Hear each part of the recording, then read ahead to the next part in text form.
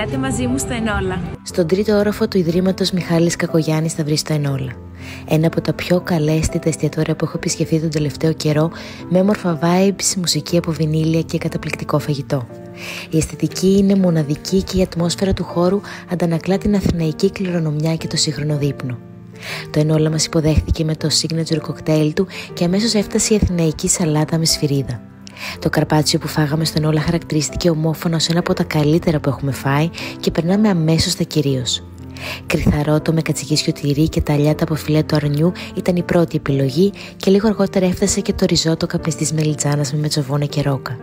Καρμπονάρα με σύγκλινο μάνις σίγουρα δεν έχεις ξαναφάει, ούτε κι εγώ, και ξετρελάθηκα.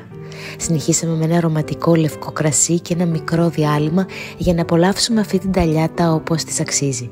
Το κρέας τέλειο και το ψήσιμο ολόσωστο. Κοκοράκι με σαλάτα από ρεβίθια ήταν το τελευταίο πιάτο που δοκιμάσαμε και ευτυχώς είχε μείνει λίγος χώρος και για γλυκό.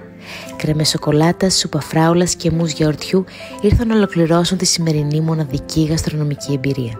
Καλά να περάσετε.